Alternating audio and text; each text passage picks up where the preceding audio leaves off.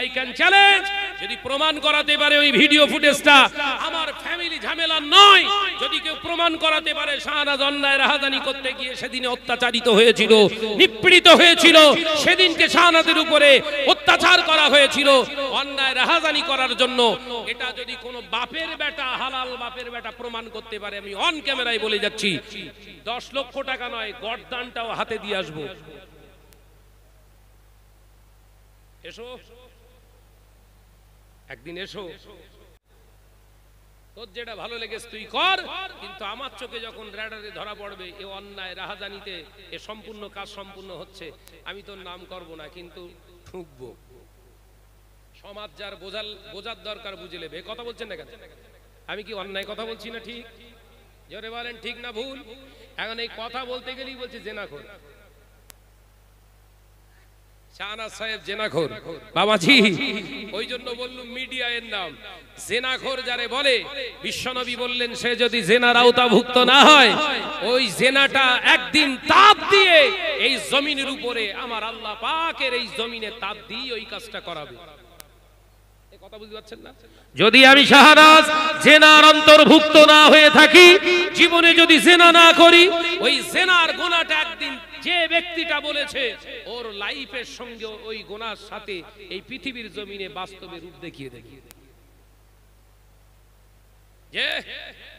যে মুখে যা এসেছে তাই বলছো নাকি? মাইক পেয়ে গেছো, বাদরামি করার আন্দাজ পাও না? মুখে যা আসবে তাই, সামনে মাইক পেলে, ক্যামেরা পেলে মনে করতো বিরাট বড় হুনু হয়ে গেছি। তুমি জেনে রেখে দিও মিয়াজি, জেনে রেখে দিও জমিনের মালিক আল্লাহ, আসমানের মালিক আল্লাহ, ইজ্জতের মালিক আল্লাহ, সম্মানের মালিক আল্লাহ, মরণের মালিক আল্লাহ, পৃথিবীর জমিনে রিজিকের মালিক আল্লাহ। এই আল্লাহ জানিয়েছে যে আমার হয়ে গেছে, আমি আল্লাহ তাকে ধরে রেখেছি। পৃথিবীর সব মানুষ যদি তার ঠ্যাং ধরে নামানোর চেষ্টা করে, ওর সম্মান ইজ্জত বাঁচিয়ে দেওয়ার দায়িত্ব আমি আল্লাহ আমার। একবার জোরে বলে, তোমার তেল মারবো না আমি। শাহনাজ তেল মেরে চলি না। আমার পীর ছিলেন পীর আল্লামা শাহ সুফি বাংলা আসামের হাজী মুফতি আজম মেজলা হুজুর পীর কেবলা রাহমাতুল্লাহ আলাইহি। হুজুর কেবলার নসিহত ছিল এটাই, হুজুর কেবলার নসিহত ছিল এটাই, জীবনে কারু তেল মেরে চলবি না, অন্যায়ের সঙ্গে আপোষ করবি না, অন্যায়কারীদের সঙ্গে হাতে হাত মেলাবি না। বিনিময়ে যদি এক ঘরে বসে থাকবি, আল্লাহ রিজিকের ব্যবস্থা করে দেবে। একবার জোরে বলেন, একবার জোরে বলেন সুবহানাল্লাহ। সেই পীরের পাশে থেকে মানুষ,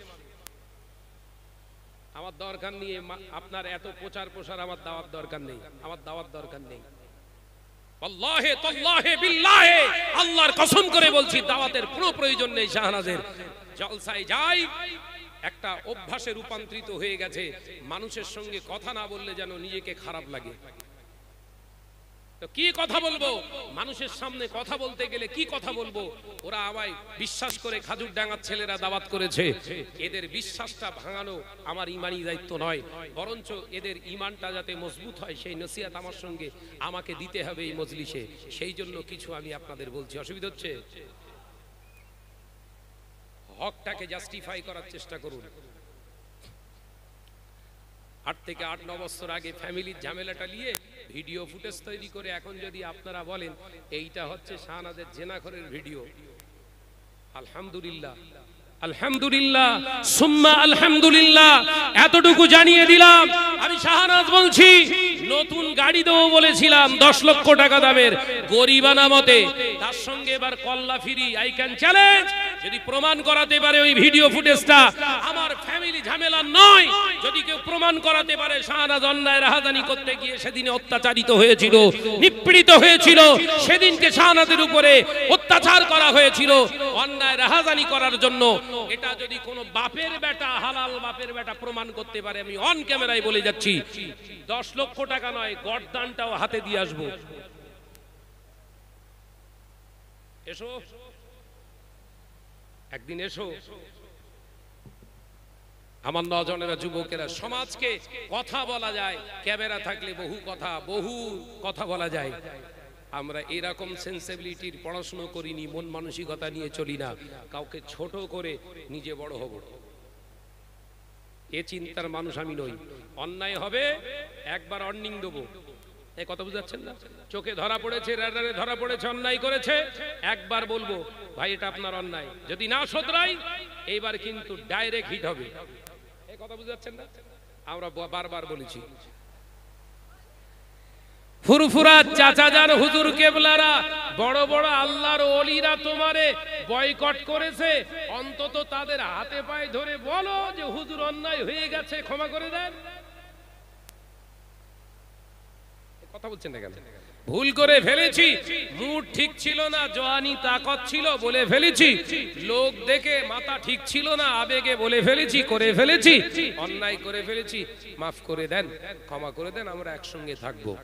কোন চাচা জানের কাছে যাচ্ছে না, কারুর কাছে যাচ্ছে না। কেন? এলেম আছে, কথা বলে না কেন? আমরা সিলসিলা ফুরফুরা জিন্দাবাদ জিন্দাবাদ, আমরাই হলিনি হুনু শুনু, আমরাই হলাম হুনু, আর এরা সব চুনু। আমরা ফুরফুরার একনিষ্ঠ খাদেম, আমরা এই করেছি সেই করেছি। কি করেছি? যে মহিলা স্টেজে উঠে পড়তে জানতো না, আমরা স্টেজে নিয়ে পড়াচ্ছি এখন। সিলসিলার খেদমত না? যে মহিলারা জীবনে কোনোদিন মাইকে কথা বলতে পারতো না, তারা এখন বুখারী পড়ে। সিলসিলাটা ছিল, আমরা করেছি। পুরুষের সামনে মহিলাদের বসিয়ে রেখে সুন্দর শরিয়াতি শিক্ষা দেবো, ইয়ারকি ঠাট্টা হবে, এটা সিলসিলায় ছিল, আমরাই করেছি। এটা আমাদের খেদমত। শয়তান মাথা ঠুকতেস বলে, আল্লাহ এমন এমন জায়গায় ঘাম এত্তিছিস কেন তুই? এই সব প্রোগ্রাম তো আমার। আমার নজনের যুবকেরা, ছেলেরা, বাচ্চারা, আল্লাহ পাক বললেন এই যাও ঘুরে এসো। ও গিয়ে বাইরেটা ঘুরতে বলে, 3-4 বার ঘুরে এসে বলছে আল্লাহ ঘর সুপার ঘর হয়েছে। কথা বুঝাচ্ছেন না?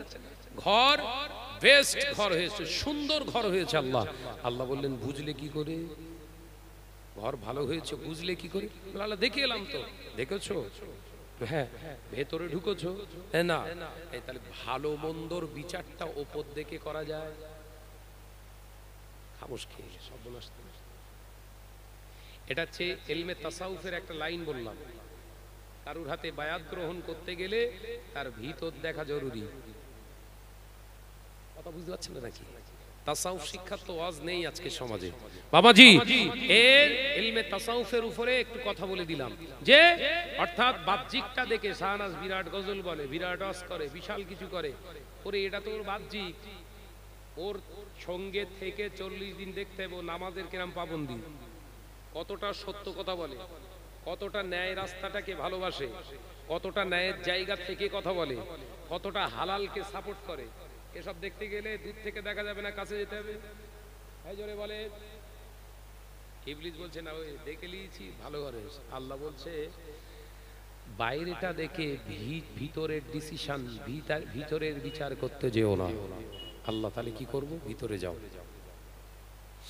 ও গিয়ে দরজার সামনে গিয়ে দেখে বিশাল বড় ঘর আর দরজা ছোট। কথা বুঝতে পারছেন নাকি? বিশাল ঘর, দরওয়াজা ছোট। ওই সে এলেম কাজ করছে বলা,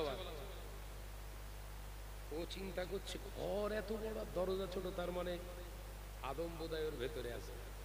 এই ছোট দরজা এর ভেতর দিয়ে মাথা গলাবো, আগে মাথা নিচু করতে হবে, আদম সামনে আছে, আবার সে সেজদা।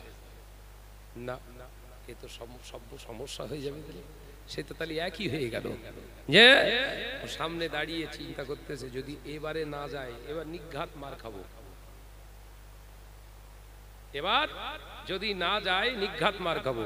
আরে ফুরফুরা শরীফ প্রমাণ করতে গেলে অন্তত একটা আদেকের হাতটা তুলতে হবে তো নাকি? নাহলে চাঁদা তোলা যাবে না তো। সবাই বলবে ফুরফুরা, তুই ফুরফুরা করিস, তা ফুরফুরা হুজুররা কই তোর সঙ্গে? সার্টিফিকেট এটা ধরাতে হবে। তাহলে নারায়ে তাকবীর, আল্লাহু আকবার, এই তো আমরা রয়েছি, আর কারুর দরকার হবে না, একটা ইট হলেই হবে। কথা বলছেন না কেন? আল্লাহ পাক আল্লাহ বললেন কি হলো, দাঁড়িয়ে আছো, ভিতরে যাও। ইবলিস চিন্তা করছে যেতেই তো হইতে তো সব শেষ, এ যা পরিস্থিতি, ভেতরে যদি যেতেই হয় আল্লাহর হুকুম যাওয়া, যাব, আমার মতো করে যাব। শয়তানের খেল দেখেছেন? এখানেও মিল খাচ্ছে না। এক চান্সে বয়োজ্যেষ্ঠ মুরব্বীদের কাছে গিয়ে হামলে পড়ে গেলে যে যা হয়ে গেছে হয়ে গেছে, আল্লাহর রাস্তায় ক্ষমা করে দেন না। তারই তো নত হয়ে এখানে সর্বনাশ হয়ে গেল। ব্যবসার কারবারে তো পুরো অ্যাসিড পড়ে যাবে, দরকার নেই। একটার দিক টেনে হাত উঁচু করলেই মোটামুটি সমাজের কিছু অংশ থাকলেই হবে, দরকার চাঁদা।